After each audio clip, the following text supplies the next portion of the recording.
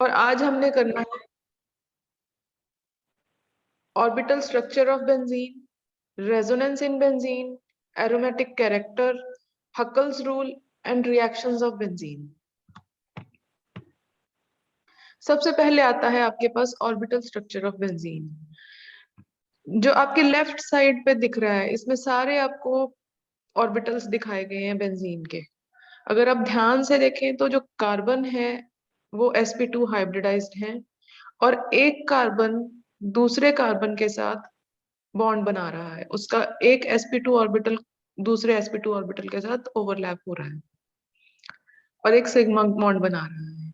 उसी तरह से आपके पास जो ये कार्बन है वो एक हाइड्रोजन के साथ, हाइड्रोजन का कौन सा ऑर्बिटल आएगा, s ऑर्बिटल, उसके साथ ओवरलैप करके एक सिग्मा बॉन्ड बना रहा है। तो ओवरऑल हमारे पास 6 कार्बन है, 6 हाइड्रोजन है।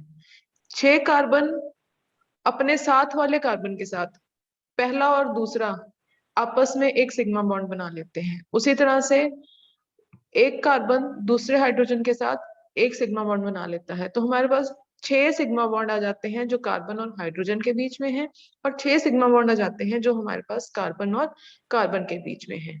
और ये सारे बॉन्ड्स जो हैं वो सेम प्लेन पे हैं, और इनके बीच का जो एंगल है दैट इज 120 डिग्रीज। ये जो राइट साइड पे डायग्राम बना है इसको बोलते हैं sigma skeleton of benzene molecule. इसमें आपको अगर आप देखें तो बॉन्ड एंगल भी रिप्रेजेंट करके दिखाया हुआ है कि किस तरह जो एक कार्बन है, 3 कार्बन सी सी सी, इनके बीच में जो एंगल है दैट इज 120 डिग्रीज। और इवन जो कार्बन और हाइड्रोजन है उसके बीच में भी जो एंगल है वो भी 120 डिग्रीज है। फिर नेक्स्ट आता है रेजोनेंस इन बेंजीन। बेंजीन में रेजोनेंस जब होता है तो दो स्ट्रक्चर बनते हैं, इनको बोलते हैं लुईस स्ट्रक्चर्स। जहां पे ये मेरा एरो जा रहा, ये हैंड वाला सिंबल जा रहा है, पॉइंटर जो, उसमें एक स्ट्रक्चर देखो, यहाँ पे इस कार्बन और इस कार्बन के बीच में आपके पास सिंगल बॉन्ड है, लेकिन यही बॉन्ड्स और दोनों के साथ वाले कार्बन के ऊपर डबल बॉन्ड है।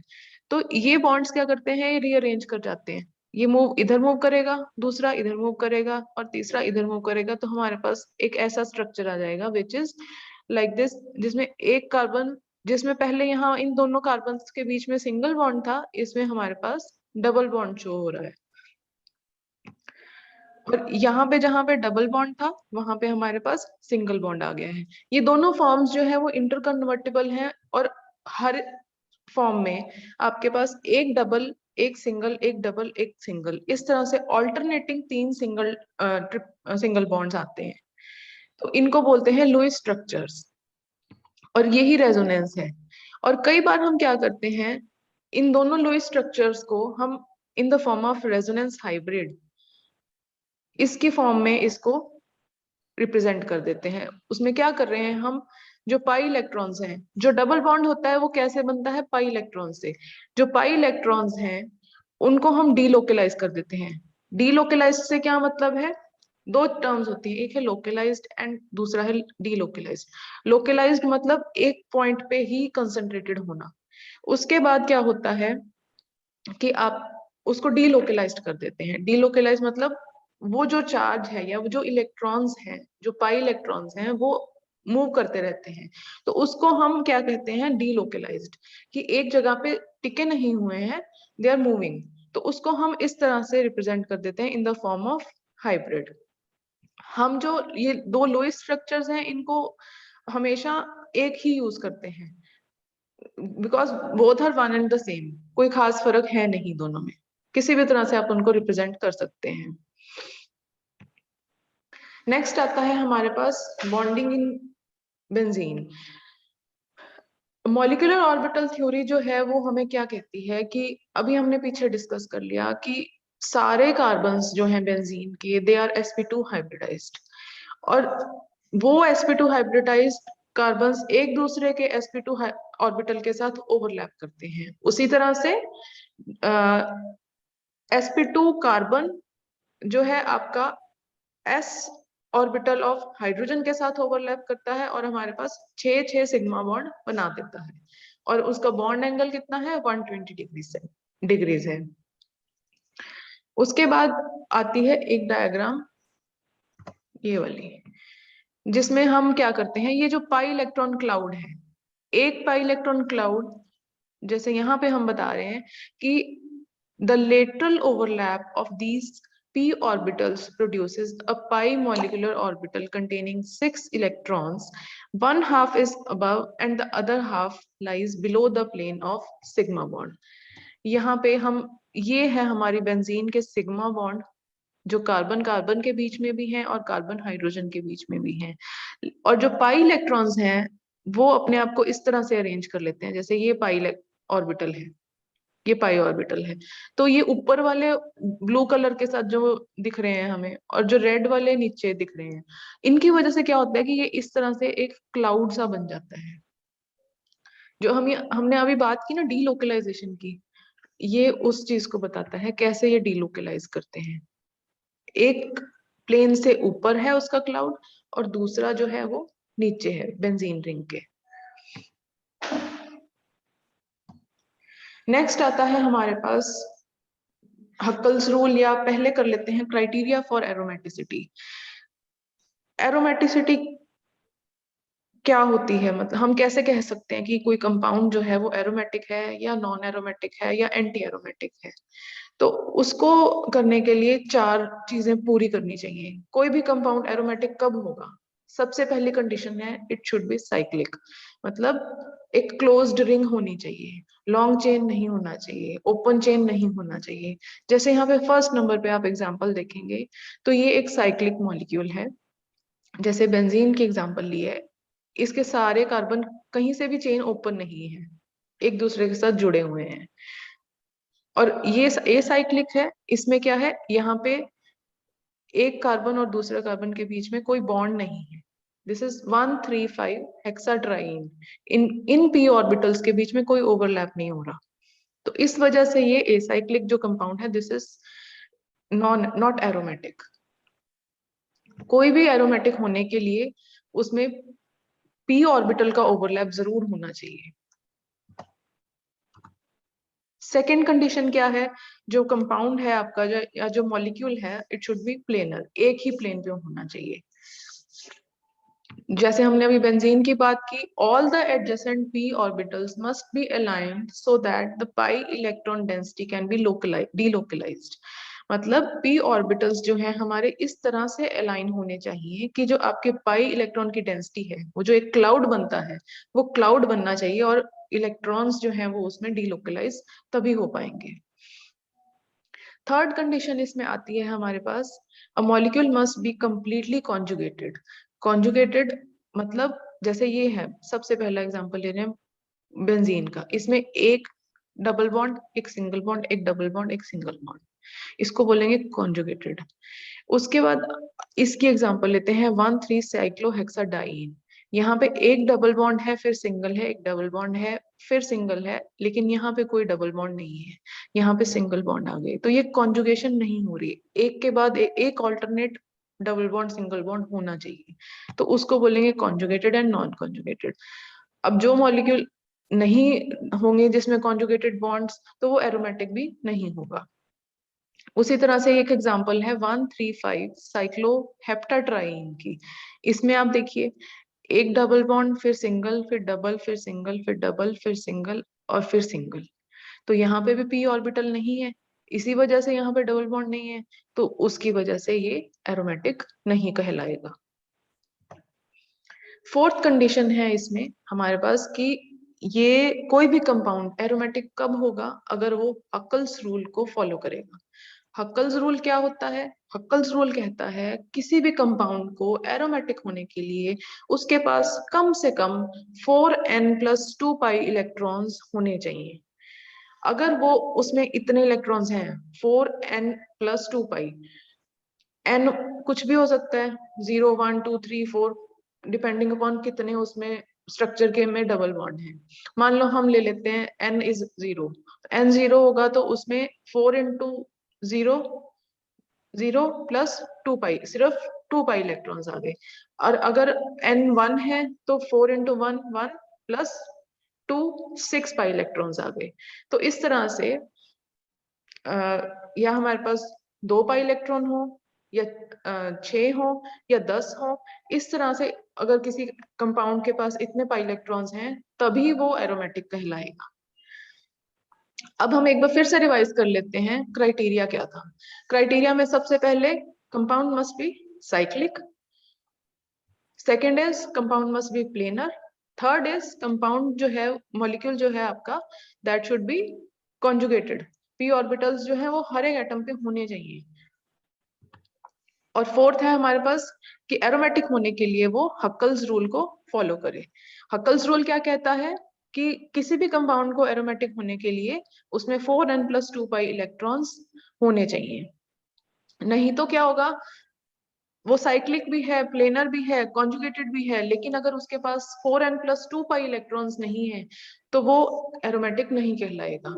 अब उसी में बात आ जाती है एंटी एरोमेटिक कंपाउंड्स के। एंटी एरोमेटिक कंपाउंड क्या होते हैं, जिनमें आपके पास साइक्लिक होता है, प्लेनर होता है, कॉन्जुगेटेड भी होता है, लेकिन पाई इलेक्ट्रॉन्स जो है वो 4n होते हैं, जिसकी वजह से वो डिस्टेबलाइज होता है।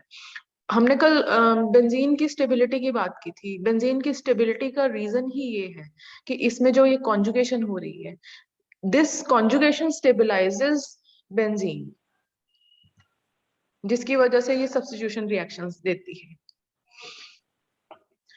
जैसे इसमें लिखा है benzene is aromatic and especially stable because it contains 6 pi electrons cyclobutadiene. जैसे इसमें अब यहाँ पे एग्जांपल दी है साइक्लोब्यूटाडाइन, इसमें 2 पाई इलेक्ट्रॉन ये रहे, 2 पाई इलेक्ट्रॉन ये रहे, तो हमारे पास 4n, n है 1, तो हमारे पास टोटल कितने 4 पाई इलेक्ट्रॉन्स हैं।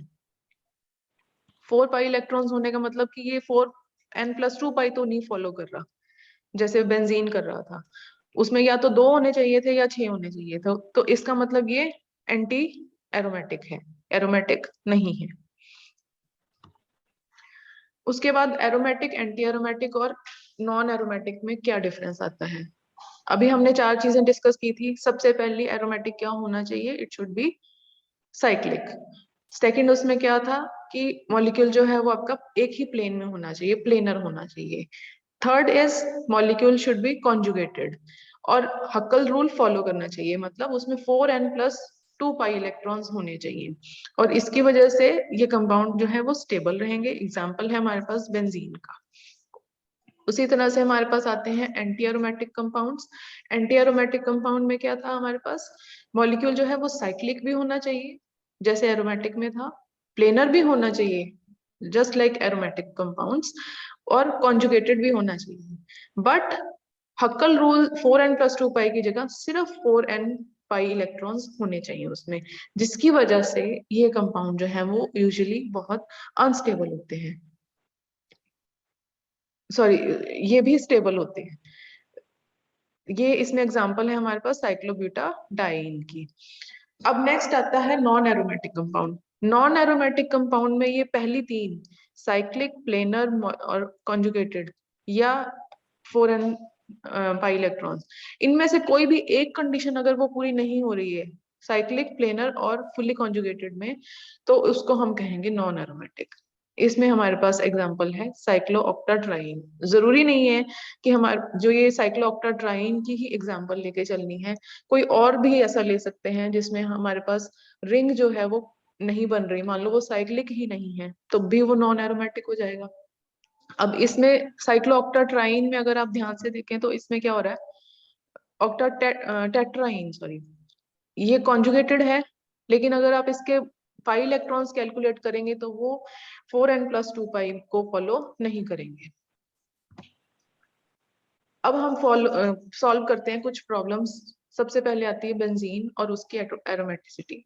हमने हक्कल्स रूल देखा, 4n+2 पाई इलेक्ट्रॉन। तो इसमें बेंजीन के स्ट्रक्चर में हमारे पास 1 2 3 डबल बॉन्ड है, मतलब 3 pi electron, sorry 6 pi electrons हो जाएंगे। एक बॉन्ड, डबल बॉन्ड को बनाने के लिए हमारे को 2 पाई इलेक्ट्रॉन्स चाहिए होते हैं, तो 3 डबल बॉन्ड है तो 6 इलेक्ट्रॉन हो गए, 6 पाई इलेक्ट्रॉन। और हक्कल रूल क्या कहता है, 4n+2 पाई, इसमें हम n की वैल्यू निकाल सकते हैं। 6 पाई इलेक्ट्रॉन्स में से 2 पाई इलेक्ट्रॉन निकल जाएंगे, हमारे पास आ जाएंगे 4 पाई इलेक्ट्रॉन। n की वैल्यू क्या आ जाएगी हमारे पास 1 आ जाएगी। हमने पहले बात की थी कि n जो है वो 0 हो सकता है, 1 हो सकता है, 2 हो सकता है, 3 हो सकता है, कोई भी पॉजिटिव इंटीजर हो सकता है या वो 0 हो सकता है, उससे कम नहीं हो सकता। 0.5 अगर होगा तो वो एरोमेटिक नहीं है। तो इसका मतलब क्या है कि बेंजीन जो है वो साइक्लिक भी है, प्लेनर भी है, कॉन्जुगेट डबल बॉन्ड्स भी है, और वो हक्कल रूल को भी सेटिस्फाई कर रही है क्योंकि इसमें 6 पाई इलेक्ट्रॉन्स हैं। That is why it is aromatic. Next आता है हमारे पास एग्जांपल नैप्थलीन का। नैप्थलीन में देखो हमारे पास यहाँ पे ये दो बेंजीन रिंग्स फ्यूज्ड हैं। इसमें अगर हम यहाँ से शुरू करें, एक डबल बॉन्ड, फिर यहाँ पे single bond, double bond, single bond, double bond, single bond, double bond, single bond, double bond, single bond. और अगर इस तरह से भी जाएंगे, यहाँ पे double bond, single bond, double bond, single bond, double bond, single bond. और अगर इस तरह से जाते हैं तब भी हमारे पास double bond, single bond, sorry double bond, single bond, double bond, single bond, double bond. ये सारे बॉन्ड्स जो बाहर के बॉन्ड्स हैं ये सारे आपस में कॉन्जुगेशन में हैं। इसके कॉन्जुगेशन में होने की वजह से हम इसका 1 2 3 4 5 5 पाई 5 डबल बॉन्ड है। 5 डबल बॉन्ड्स का मतलब 10 पाई इलेक्ट्रॉन्स। तो इसके पास टोटल है 10 पाई इलेक्ट्रॉन्स। मतलब हक्कल रूल क्या कहता है, 4n + 2 पाई। तो इसमें से n की वैल्यू हम निकाल सकते हैं। पहले क्या करेंगे, 10 पाई इलेक्ट्रॉन में से 2 पाई इलेक्ट्रॉन्स निकले, कितने रह गए, 8 pi electrons. 8 pi electrons is equal to 4n। तो हमारे पास n की वैल्यू आ गई 2। मतलब हक्कल रूल फॉलो हो रहा है। इसमें 4n + 2 पाई इंटीजर की वैल्यू 2 आ गई। इसका मतलब ये कंपाउंड भी एरोमेटिक है। नेक्स्ट आता है हमारे पास एग्जांपल फिनेंथ्रीन का। फिनेंथ्रीन का अगर यहाँ से शुरू करते हैं, एक डबल बॉन्ड है, एक सिंगल बॉन्ड है, डबल बॉन्ड है, फिर सिंगल बॉन्ड है, फिर डबल बॉन्ड है, फिर सिंगल डबल सिंगल डबल, इस तरह से ये सारे कंपाउंड बॉन्ड्स जो हैं आपस में कॉन्जुगेशन में हैं। अब पहले क्या करते हैं, इसके काउंट कर लेते हैं कितने डबल बॉन्ड है। 1 2 3 4 5 6 7, 7 डबल बॉन्ड मतलब 14 पाई इलेक्ट्रॉन्स हो गए। 14 पाई इलेक्ट्रॉन्स होने का मतलब अब 4n + 2 पाई इलेक्ट्रॉन्स वाला फॉर्मूला लगाएंगे तो हमारे पास n की वैल्यू क्या आएगी, 14 - 2 12। और 12 को अगर हम आगे 4 से डिवाइड करेंगे तो हमारे पास n आ गया 3। एक फिर पॉजिटिव इंटीजर आया। इसका मतलब जो फिनेंथ्रीन है that is also an aromatic compound, क्योंकि ये चारों चीजें पूरी कर रहा है, साइक्लिक भी है, प्लेनर भी है, कॉन्जुगेट डबल बॉन्ड्स भी हैं, और हक्कल रूल भी फॉलो हो रहा है। नेक्स्ट आते हैं हमारे पास ये हेट्रोसाइक्लिक कंपाउंड्स, जिसमें ये है पायरोल है, एक नाइट्रोजन लगा है, 5 मेंबर्ड रिंग है और 2 डबल बॉन्ड्स लगे हैं, और एक फ्यूरान है और एक थायोफीन है। अब इनमें अगर आप ध्यान से देखें, नाइट्रोजन, ऑक्सीजन और सल्फर, इन सब में अब हमारे पास लोन पेयर ऑफ इलेक्ट्रॉन्स पड़े होते हैं। तो वो क्या करते हैं, वो कंट्रीब्यूट कर देते हैं। 2 लोन पेयर पाई इलेक्ट्रॉन का काम करेंगे। 2 यहाँ पे पड़े हैं, 2 यहाँ है, 2 यहाँ है, टोटल हमारे पास 6 हो गए। उसी तरह से फ्यूरान में भी 2 ये हैं, 2 ये हैं और 2 ऑक्सीजन के ऊपर है। थायोफीन में 2 सल्फर के ऊपर हैं, 2 डबल बॉन्ड के और 2 इस डबल बॉन्ड के। तो ऑल इन ऑल हमारे पास 6 पाई इलेक्ट्रॉन्स हो गए। सिमिलर केस हो गया जैसे बेंजीन वाला था, इसमें भी हमारे पास n की वैल्यू 1 आ जाएगी। साइक्लिक भी है, प्लेनर भी है, कॉन्जुगेट डबल बॉन्ड भी है और हक्कल रूल भी फॉलो कर रहा है।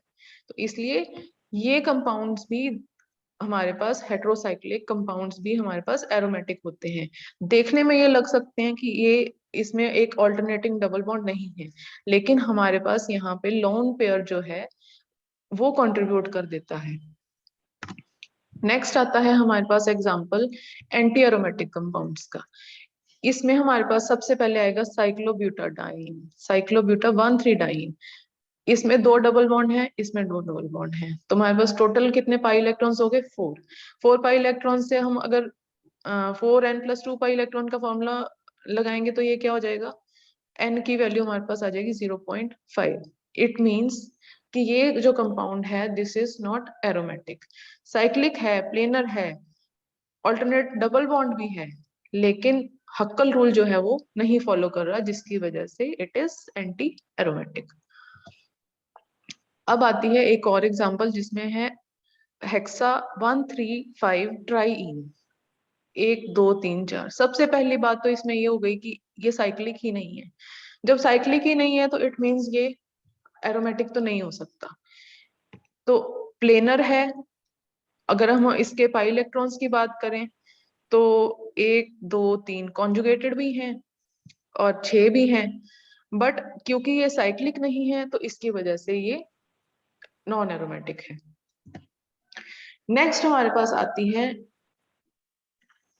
Reactions of benzene. Reactions of benzene हमारे पास 5 तरह की हैं: halogenation, sulphonation, nitration, alkylation and Friedel Crafts acylation. इनको हम डिटेल में करेंगे अगले लेक्चर में, लेकिन एक ओवरव्यू सा ले लो आप। जैसे ये एग्जांपल है, सबसे पहले है क्लोरीनेशन। क्लोरीनेशन में सबसे पहले क्या हुआ है, बेंजीन के साथ जब क्लोरीन रिएक्ट करती है और आपके पास आ जाता है क्लोरो बेंजीन, सब्स्टिट्यूशन रिएक्शन। ये सारी रिएक्शंस जो है वो सब्स्टिट्यूशन रिएक्शन है। कल हमने किया था कि बेंजीन जो है वो सब्स्टिट्यूशन रिएक्शन देती है इंस्टेड ऑफ एडिशन रिएक्शंस। तो वो रिएक्शंस एक एक करके है। जब हम इसको नाइट्रो ग्रुप इसमें ऐड करना चाहेंगे, सपोजिटली हम क्या करते हैं, नाइट्रिक एसिड के साथ बेंजीन की रिएक्शन करवा देते हैं और आपके पास सल्फ्यूरिक एसिड कैटालिस्ट है तो आपके पास आ जाएगी नाइट्रो बेंजीन। जो हाइड्रोजन है वो एक रिप्लेस हो जाएगा और यहाँ पे नाइट्रो ग्रुप नाइट्रिक एसिड का इसके साथ जुड़ जाएगा। उसी तरह से सल्फोनेशन है, सल्फ्यूरिक एसिड की प्रेजेंस में होगी, बेंजीन सल्फोनिक एसिड बनेगा और SO3H ग्रुप इसके साथ जुड़ जाएगा। सिमिलरली एल्काइलेशन में आप कोई भी एल्काइल हेलाइड ले सकते हैं। सपोज RX ले लिया हमने, CH3Cl ले लिया, in the presence of aluminium chloride catalyst, ये क्या बनाएगा आपके पास एल्काइल बेंजीन। उसी तरह से एसाइलेशन में हम क्या करेंगे, एसाइल हेलाइड लेंगे और उसको रिएक्ट कराएंगे in the presence of aluminium chloride और आपके पास आ जाएगा एसाइल बेंजीन।